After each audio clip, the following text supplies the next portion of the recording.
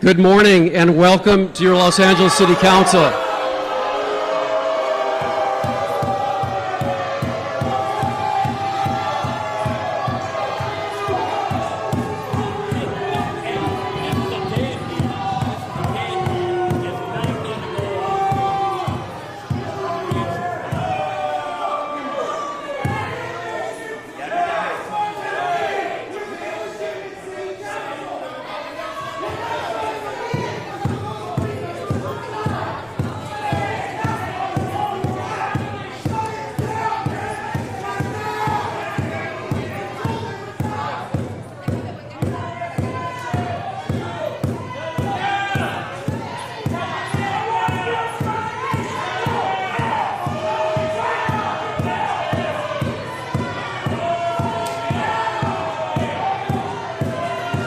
Good morning. There are a lot of people here that need to be heard today. A lot of people out of this chamber because they need to be heard. Let's listen to the folks in bed who need to be heard today. Let's listen to the folks who spent the time to come here today who need to be heard, who deserve to be heard. Have the right to have their voices heard today.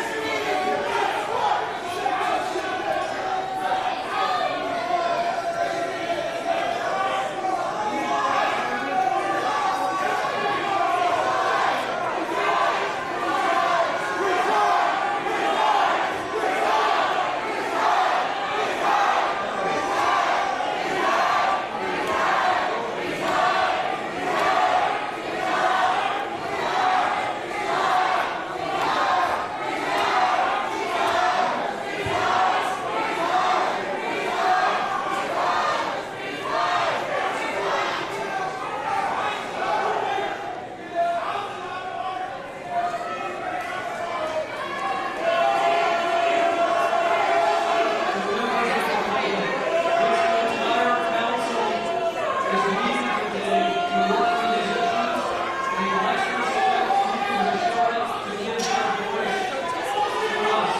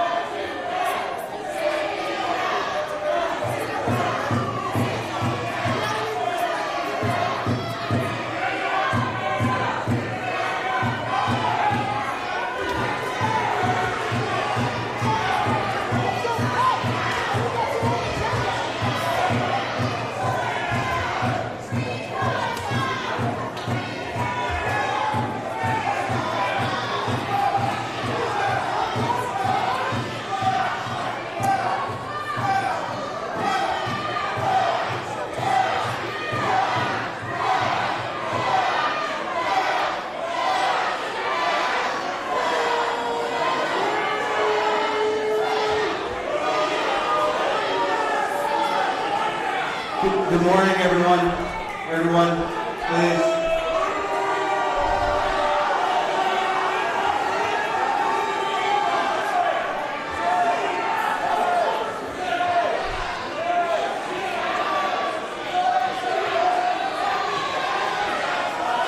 Could I please ask for the opportunity for this meeting to begin so that we can speak and that you can speak to the issue that has brought you all here.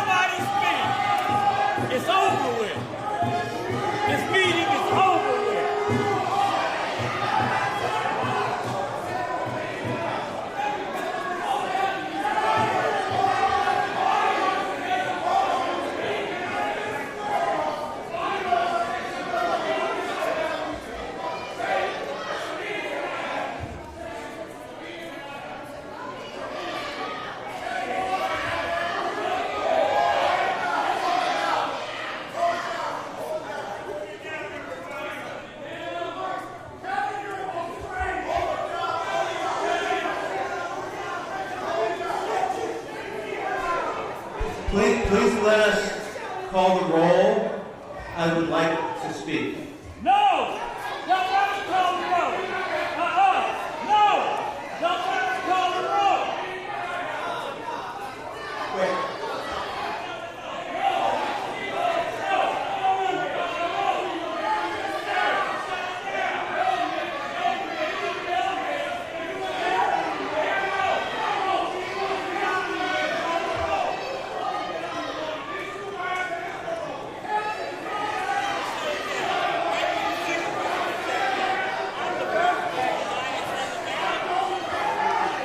I'm the first one that shut it down. Hey, I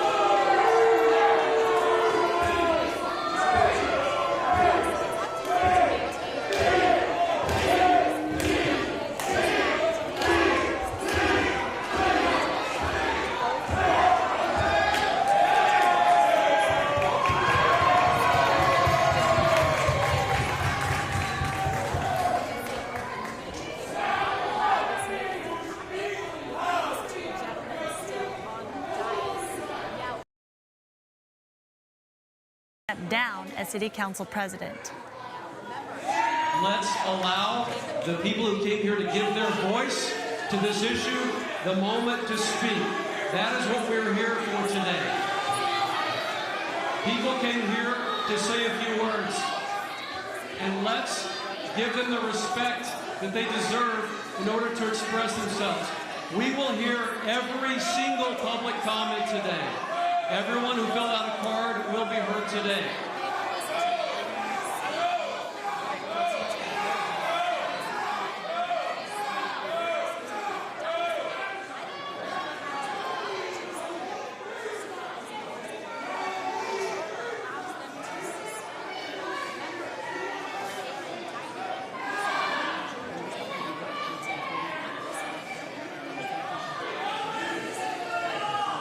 All right, it looks like City Council President Mitch O'Farrell is trying to get this meeting in order. Moments ago, we saw Kevin DeLeon leaving the City Council chambers, or at least discussing something with O'Farrell.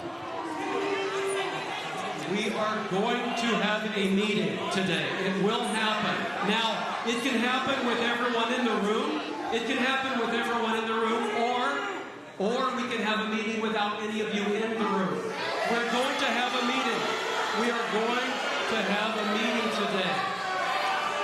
We're going to have a meeting today. We want to hear from everyone who has filled out a speaker card today, and we will. We don't want to put you out. This is your house, and we want to hear from you. But we have to do this and let everyone have a chance to speak. To get this meeting underway and listen in, let's go back outside City Hall where Mario Ramirez is standing by with a long line of protesters. Mario? Yeah, Sandra, and this right now is a traditional Mexican band. They've been playing out here as part of the protest, and what you see has become somewhat of a sit-down protest. These people were all waiting in line here outside of City Hall. Once they realized that they were not going to get inside to the chambers like they had planned, they decided to come out here in the middle of the intersection and sit right in the middle of the crosswalk. This is at Main Street between First and Temple, and if you look this way, we'll show you, you can't see it right now, but there was traffic turning around, reversing here.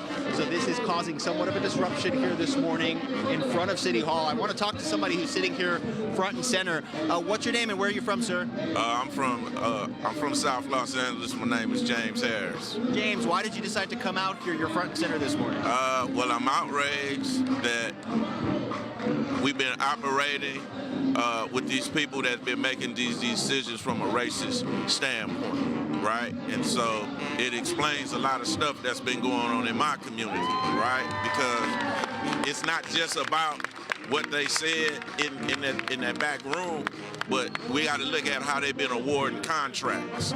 We got to look at how they've been deploying policy, and see that's been impacting my community. So that's why I'm down here. I'm appalled. Yeah, we can definitely feel the frustration. We've talked to people who say if nothing changes, they're going to come back out. Where do you stand on that? I'll be here with them. Yeah, they got to go. Period. You know, it's we thought we moved past this. You can see I'm an older gentleman, so I've been doing this for a while, but it just keeps coming. It just keeps coming. We haven't quite figured out how to cut this head off, but they got to go. All right, thank you, sir. Appreciate you talking to us. And can I ask you a question? Is that all right? So you're here sitting here at the intersection. Your shirt says "Stop Evictions." I know earlier they were chanting "Housing is a human right." Why are you out here today? Well, we're here because the whole housing tenant community has been trusted in the council to make the right decisions. And in the last few months, we thought that these council members were going to extend the moratorium and protect tenants across the city. Landlords have received a whole lot of help, but tenants haven't received anything. Recently, they closed the moratorium. And what we're realizing is that instead of protecting and worrying about the poor of Los Angeles, our city council is involved in a racist campaign and a racist battle that is actually dividing our communities. The city council members, Kevin DeLeon, Gil Cedillo, and Nuri Martinez, instead of helping the community, are attacking people of color, are attacking the poor, and then disrespecting the people of Los Angeles. Thank you, sir. Appreciate that. So they have just said that they're taking a moment of silence here. Again, this is a sit-in protest here at Main Street between First and Temple. Again, this was a line of people that were waiting to get into LA City Council chambers. They just held a moment of silence here, and we're standing by to see exactly how this develops. But as you heard Sandra, so many of them frustrated, and on top of that, they couldn't get into the council chambers this morning. So they're even more agitated, getting louder out here as well. Let us Thank proceed. you, Mario, for Let that. us proceed with We this are going to meeting take a look so that inside everyone City here Council chambers right can now. be heard. We have Everyone Acting took time off so President they could be heard Mitch today. O'Farrell So after Mr. addressing Bonner protesters speaks, who have filled we the will council proceed. chambers, saying that this meeting will go Mr. on Bonnet. with or without you. Thank Let's you. listen to Council Member Mike Bonnet. Thank you.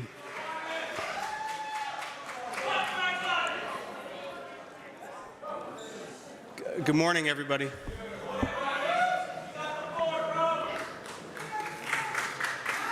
Thank you.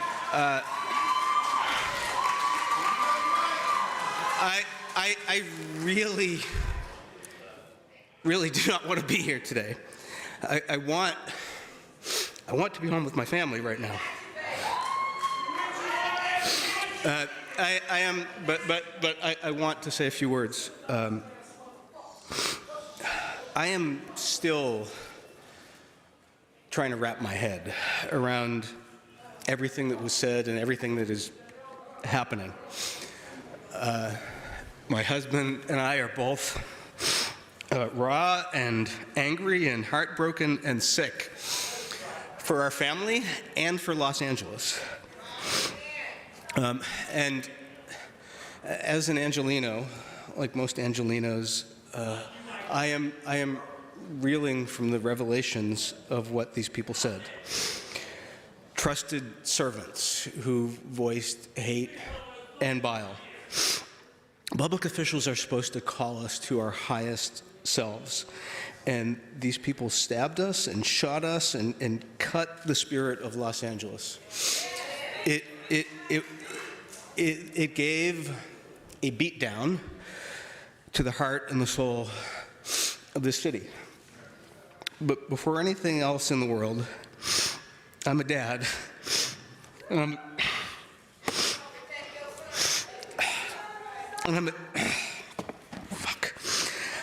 I am a dad who I'm a dad who loves his son in ways that words cannot capture.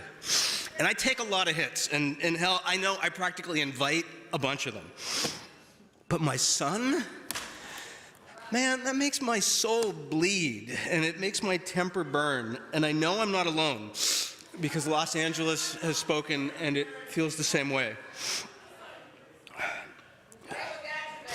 When the LA Times called me on Saturday, I was out of town, and I was away from my family. And the reporter summarized some of what was on the tapes. And my first instinct as a father was to implore them, don't run the story, or at least be vague. Please say made racist remarks about my son, but I didn't want to see the specifics in print. I didn't want him to have to hear them or read them someday. And I also knew that the tapes contained much more, learned even more in the past couple of days, much more than the comments about my son. And as the white father of a black child, you stumble and you fuck up, and you try to do your best to be a parent and an ally. And I get it wrong a lot. I get it right sometimes. I knew that I did not want this story about virulent anti-black racism to be centered on an angry white dad. And you know, I was afraid this was going to be in a California section. It's been in international news. You know, these words, they cut and they stung. You know, I know that I can never really know or comprehend or feel the weight of the daily relentless racism, anti-black racism that my son is going to face. But man, I know the fire that you feel when someone tries to destroy Black Boy Joy. Man, it's a rage. And you know, my husband and I were both raised at a time when, as gay men, we didn't think that we would be married, or that we would be allowed to have kids, or that we'd be allowed to have a family, because our relationships and our families were considered illegitimate. And a lot of what on these tapes stung.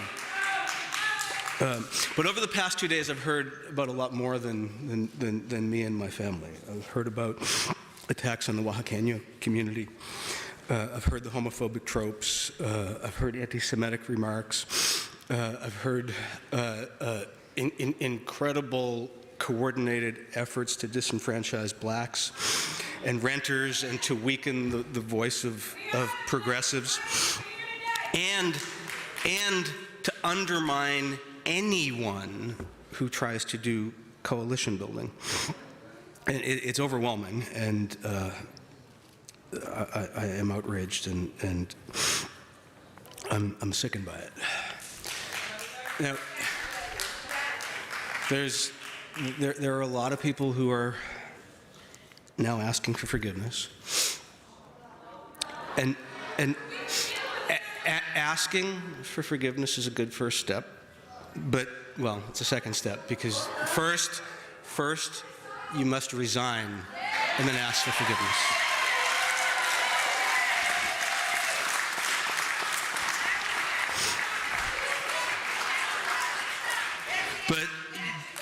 But let me be clear.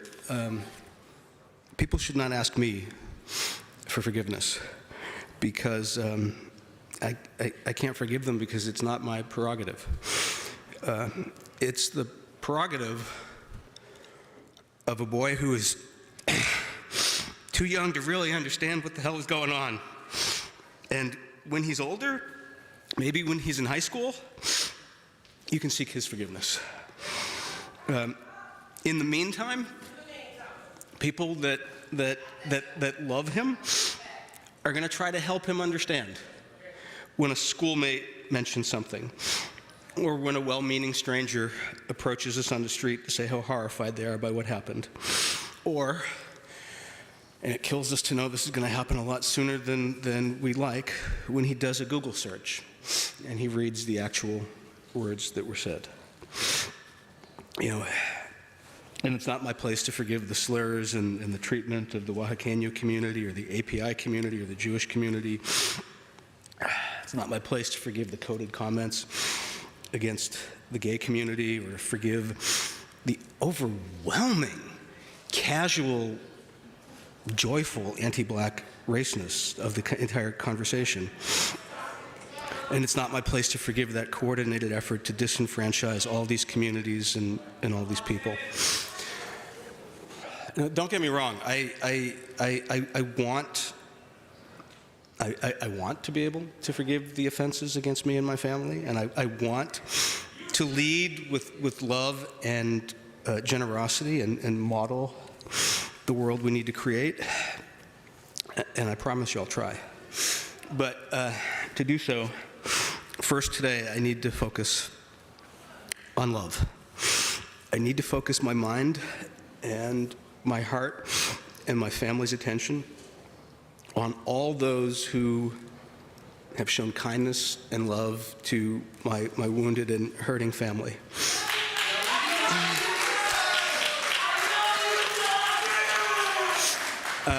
I especially want to thank Marquise and Isaac Bryan, and Karen Bass, and Melina Abdullah, and all of the parents of black and brown babies who have reached out with a focus not on me, but on my son. And I want to thank all of the other LGBTQ parents who reached out. Those people know how to put families first. I want to thank Mayor Garcetti and Nithya and Eunices and Ugo for their friendship and for their love and for their moral support. It has meant more than I can say, but from so many others, literally thousands of people from around the world. And I want to thank everybody who has reacted with fury and indignation. I am, on these tapes, I have heard the worst of what Los Angeles is. From you, I am hearing and I'm seeing what the best of Los Angeles is.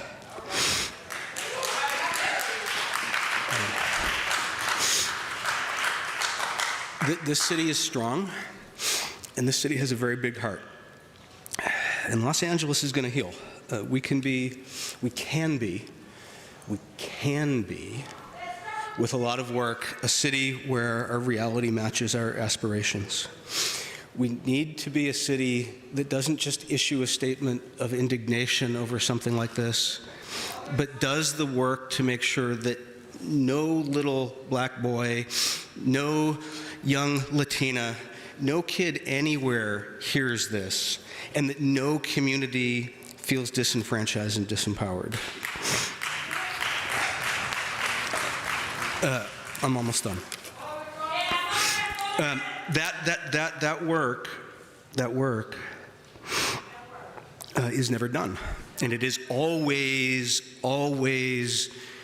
renewing. It's daily. There was moments with the Tom Bradley Coalition where that was real. There were moments in the multiracial coalition that elected Antonio Villaraigosa where that promise was there. In Karen and in Marquise and in Nithya and in Ulysses and in Isaac and in Ugo, I see the incredible promise of that coming in Los Angeles, a powerful, heart-led, multiracial crop of young progressives who are determined to build coalitions. The power is there, and the heart is there, and the fortitude is there. And I have more than hope in the pain and all of this. I have more than hope. I have faith that that can happen. Thank you.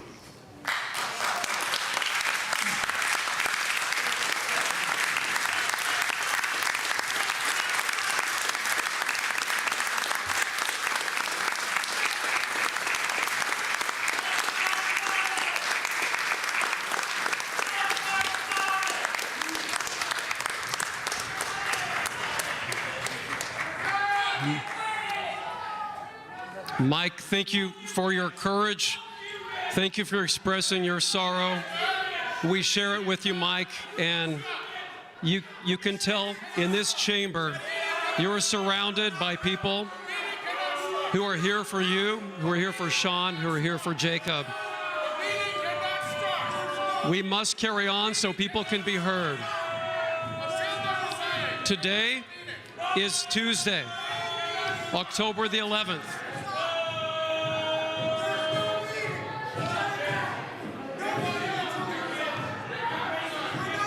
We'll pause for as long as we need to.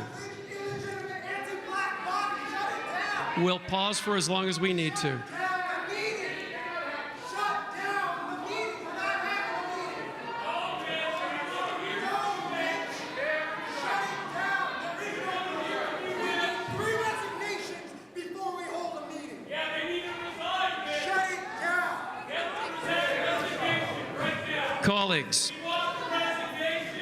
Colleagues, yesterday,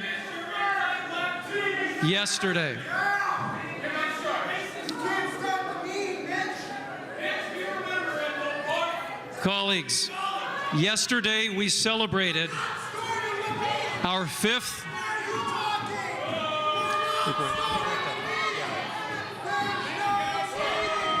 All right, seeing as we're not going to be able to proceed with what we're seeing right now, I will have to call a recess.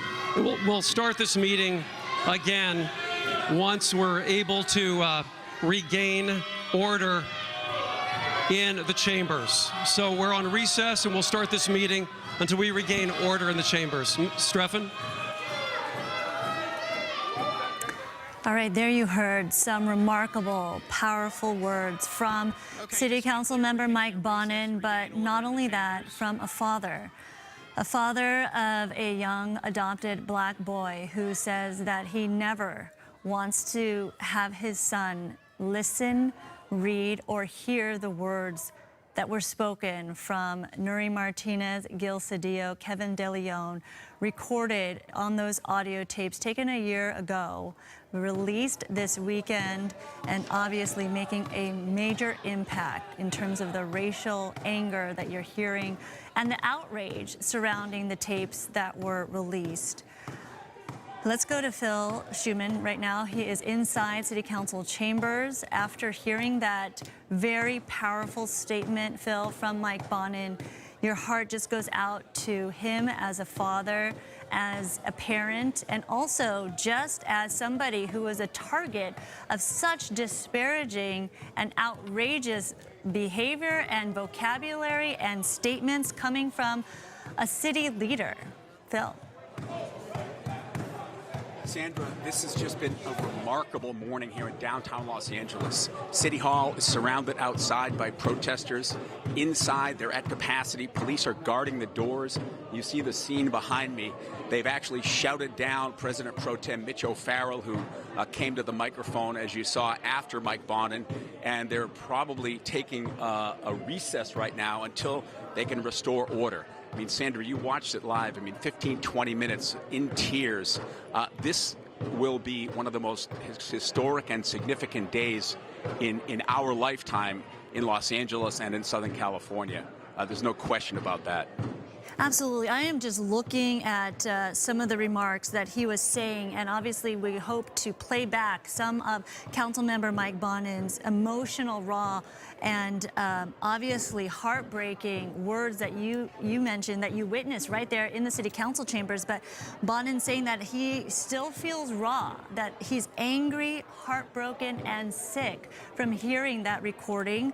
Obviously, he says that he's a father first, and when he heard such disparaging racial remarks towards his 2-year-old son, he says that the fire you feel when someone tries to destroy black boy joy just never goes away. The words cut, they stung, he says, and he is saying that this really stabbed, shot, and cut the spirit of Los Angeles. But in all that, Phil, he still says that there is hope, that he still has faith that the city can come together and heal, but not before the city has a lot of work to do. And he did call for the resignation of his colleagues who were involved in that tape.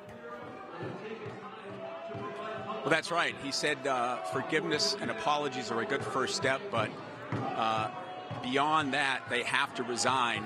And you told us earlier this morning that Nuri Martinez, the city council president, yesterday she resigned the presidency post, which is something that she's elected to by her fellow council members, and that today the news that she's taken a leave of absence from City Hall. It would be surprising if she, De Leon, and Cedillo did not ultimately resign, whether that's today or some point in the future. And then Bonin also talked about forgiveness. He says it's not really his prerogative to forgive. He said it's really up to his young son when he's old enough to understand what's happened here. I mean, this is just, I've never seen anything like this. We've had protests at City Hall. We've had issues with crowds getting out of control, getting unruly. But everybody was quiet and listening to every word that Mike Bonin said. Remember, Mike Bonin resigned his city council post. In part, he said, to spend more time with his family. And it's the subject of a hotly contested race covering the West Side. We've covered, of course, the stories about the homelessness in Venice and Westchester and other areas. And Bonin has been vilified by many for his policies when it comes to dealing with the homeless, progressive policies, which are part of his DNA, if you will. But everyone in this city council chamber seems to be feeling a bit of Mike Bonin's pain right now. And what's interesting is they won't let anyone else speak. Like Mitch O'Farrell is trying to bring some kind of control here, but the drums are beating, people are screaming, the police are ringing the council horseshoe. So we're just going to stand by and see what happens, Sandra. There's a lot to get to, Phil, obviously, but yes, besides all the politics, whatever happened in his district up to this point, this definitely cuts much deeper, and obviously it has divided many people, constituents, racial lines, and this is just such a dark, dark moment in the city's history, as you mentioned, and you are watching history unfold right now as the City Council takes a recess in order to be able to conduct their meeting today. Outside City Hall, you still have protesters gathering, sitting down in the street, blocking traffic to make sure their voices, their message is heard. And we'll have much more throughout the day, of course, on Fox 11 at 5 o'clock. Join us then.